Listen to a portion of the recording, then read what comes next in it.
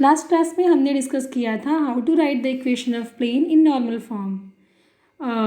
Equation of plane when it is passing through some given point and if a vector perpendicular to the plane is given. इस condition में हमने सीखा था. और अगर plane 3 non collinear point से पास कर रहा है तो उस प्लेन का इक्वेशन क्या होगा, ये भी हमने पढ़ा था. प्लेन का इंटरसेप्ट फॉर्म, वो इक्वेशन हमने देखा था. अब इसमें ये टॉपिक हमें पढ़ना है plane passing through intersection of two given plane. If the plane is passing through the line of intersection of two given planes.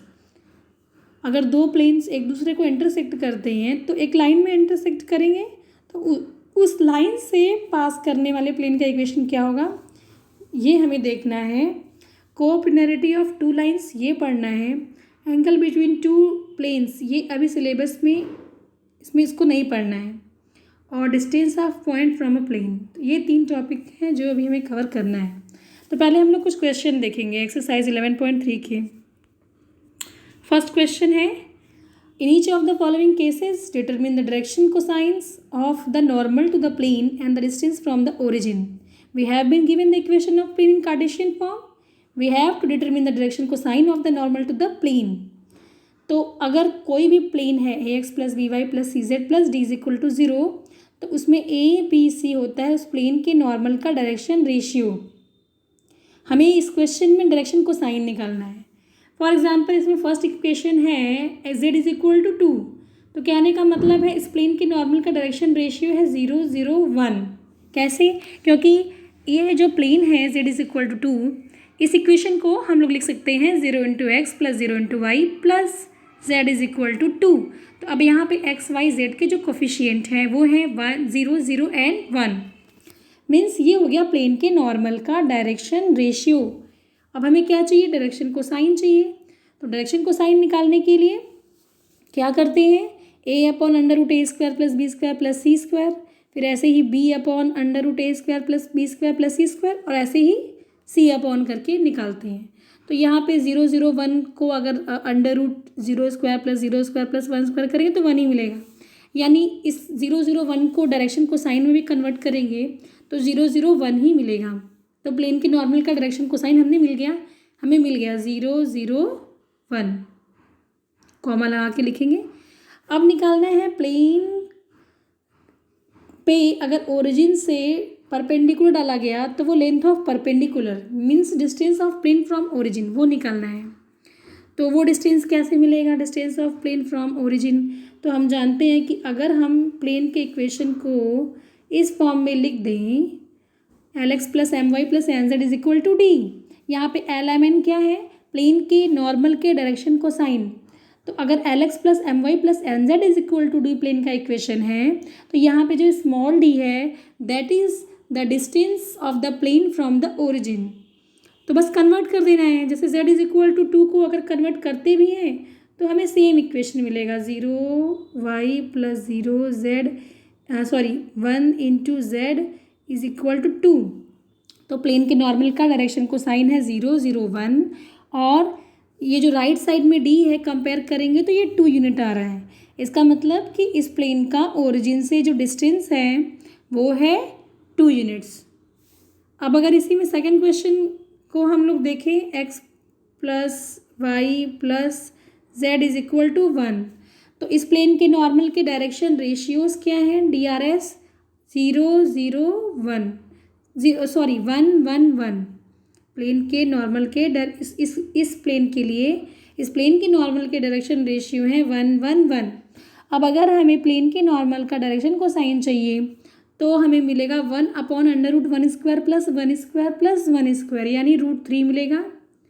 फिर 1 बाई √3 फिर 1 बाई √3. तो ये क्या है, ये है direction cosine of normal to the plane 1 by √3 1 by √3 1 by √3. अब तो जब आप इस इक्वेशन को देखोगे x plus y plus z is equal to 1 और दोनों साइड अगर √3 से डिवाइड कर दिया हमने तो LHS में हमें मिलेगा Lx plus m y plus n z यहाँ पे L क्या है 1/√3, M 1/√3, N 1/√3 और राइट हैंड साइड जो मिल रहा है 1/√3 वो है D। D मतलब distance of plane from origin. तो सेकेंड क्वेश्चन में distance of plane from origin हमें मिल रहा है 1/√3। ऐसे ही बाकी के दो क्वेश्चन आप कर लेना इसी तरीके से। नेक्स्ट क्वेश्चन देखते हैं। The question is find the vector equation of the plane which is at a distance of 7 units from the origin and normal to the vector 3i + 5j - 6k। इस question में जो small d की value है वो आपको given है, d = 7 और plane के नॉर्मल वो वेक्टर दिया हुआ है। ये जो वेक्टर है 3i + 5j - 6k, this vector is perpendicular to the plane. और तो आप जानते हो कैसे लिखेंगे, हमने जो वेक्टर इक्वेशन पढ़ा है प्लेन का वो होता है r.n = d। तो यहाँ पे जो n है वही है नॉर्मल वेक्टर, लेकिन यहाँ पे यूनिट वेक्टर है इक्वेशन में। तो अभी इसका मतलब कि जो वेक्टर दिया हुआ है उसको यूनिट वेक्टर में कन्वर्ट करना है। तो ये वेक्टर 3i + 5j - 6k को अगर यूनिट वेक्टर में कन्वर्ट करना है तो इस वेक्टर को इसके मैग्नीट्यूड से डिवाइड कर देंगे। इसका मैग्नीट्यूड कितना आएगा, √3² + 5² + -6² यानी √70 मिलेगा। जैसा कि आप इस स्क्रीन पे देख सकते हो, यहाँ पे यूनिट वेक्टर निकाला गया तो इसकी वैल्यू आ रही है 3i + 5j - 6k / √70। तो ये हो गया n कैप। r क्या है, r is xi + yj + zk। तो r को हमें x y z के टर्म में लिखने की ज़रूरत नहीं है क्योंकि हमें वेक्टर इक्वेशन ही हमसे क्वेश्चन में पूछा गया है। तो अब हमारे पास सारी चीज़ें हैं, हम बस इक्वेशन में पुट कर देंगे। r.n कैप हमें कितना मिल रहा है, 3i + 5j - 6k / √70। This is n cap. और राइट साइड क्या रखते हैं, डिस्टेंस प्लेन का ओरिजिन से कितना डिस्टेंस है वो हमें क्वेश्चन में दिया हुआ है 7 यूनिट। तो this is the required equation of the plane. चाहो तो आप इसको थोड़ा सा और सिंप्लीफाई कर लोगे, √70 को राइट हैंड साइड ट्रांसपोज कर दोगे। दिस क्वेश्चन कार्टेशियन इक्वेशन में कन्वर्ट करना है, वेक्टर इक्वेशन दिया हुआ है। तो जब वेक्टर को कार्टेशियन में कन्वर्ट करना होता है तो r की वैल्यू पुट कर देते हैं, xi yj + zk। तो जैसे ही हमने इस इक्वेशन में प्लेन के इक्वेशन में पुट कर दिया xi + yj + zk, उसका डॉट लिया i + j - k से, तो हमें क्या मिलेगा, xi का डॉट किससे लेना है, i के साथ, तो x मिल जाएगा, x + y - z। Left hand side में आपको ये मिलेगा और राइट हैंड साइड में 2 है। तो बहुत इजी है किसी भी वेक्टर इक्वेशन को अगर कार्टेशियन में चेंज करना है तो। नेक्स्ट क्वेश्चन, ये क्वेश्चन नंबर 5 एनसीईआरटी का।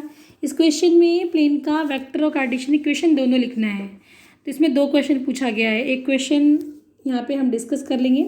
We have to find the vector and Cartesian equation of the plane that passes through the point 1 0 -1 -2 है, यहाँ पे 1 0 -2 and the normal to the plane is given i + j - k।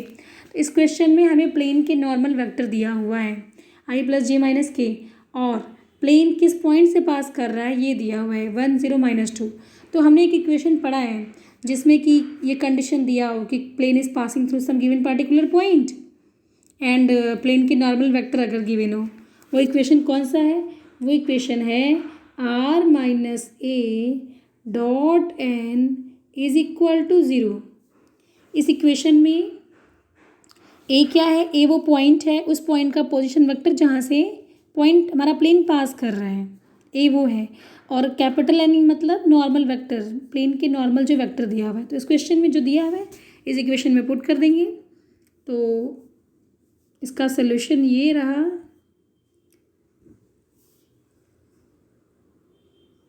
आप यहाँ screen पे देख सकते हो, normal r - a dot n is equal to 0 plane का इक्वेशन हो गया। अब कार्टेशियन में चेंज करना है तो पहले तो आप वैल्यू पुट कर लो, r की वैल्यू xi + yj + zk रखोगे और वेक्टर a क्या है, वेक्टर a हमें दिया हुआ है, वेक्टर a 1 0 -2 से वेक्टर a निकालेंगे, i को मल्टीप्लाई करेंगे x कंपोनेंट के साथ +0 × j, तो ये 0 हो गया, प्लस प्लस फिर वाई जेड कंपोनेंट इंटू के, तो जेड कंपोनेंट -2 है, यानी ये जो पॉइंट दिया हुआ था 1 0 -2, इसको वेक्टर फॉर्म में कन्वर्ट करेंगे तो हमें मिलेगा i - 2k। अब हमारा प्लेन इस पॉइंट से पास कर रहा है जिसका पोजीशन वेक्टर है i - 2k, प्लेन की नॉर्मल वेक्टर दिया हुआ है, तो इक्वेशन लिख लेंगे r - a dot n is equal to 0। देख लो आप यहाँ पे r - a i - 2k हमने लिख दिया और डॉट के साथ यहाँ ब्रैकेट होना चाहिए, ये हमारा वेक्टर n है i प्लस जे माइनस के। फिर कार्टेशियन में चेंज करना है तो r की जगह xi plus yj plus z रखेंगे, ये हमने रख दिया। अब इसके बाद i j k के कोफिशिएंट को हमने कॉमन कर लिया, तो i का कंपोनेंट i का कोफिशिएंट x - 1 मिल रहा है यहाँ पे, y के j के साथ मिल रहा है y और k के साथ z प्लस 2, और डॉट यहाँ पे आप पूरा ब्रैकेट लगा देना i प्लस जे माइनस के। अब दोनों का डॉट लेना है, डॉट लेने के लिए आपको पता है i dot i1 j dot j1 k dot k1, तो यहाँ पे x - 1 का i डॉट i जैसे ही होगा तो x - 1 मिलेगा। फिर j डॉट j करोगे आप तो y को मल्टीप्लाई 1 से करना है, y मिल जाएगा, और z प्लस 2 को -1 से करेंगे तो -z - 2। तो इसमें कार्टेशियन इक्वेशन जो प्लेन का मिल रहा है वो मिल रहा है x plus y minus z is equal to 3, और ये है वेक्टर इक्वेशन जो हमसे पूछा गया है। This is vector equation of the plane. तो इसका इस क्वेश्चन में सेकंड पार्ट ठीक इसी तरीके से आप कर लेना।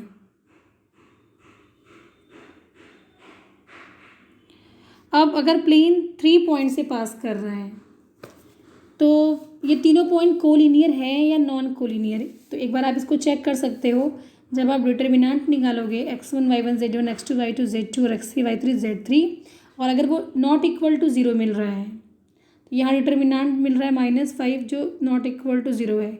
इसका मतलब कि ये प्लेन ये जो पॉइंट्स हैं ये नॉन कोलिनियर पॉइंट्स हैं। तो अब equation of plane passing through 3 non collinear point हम जानते हैं।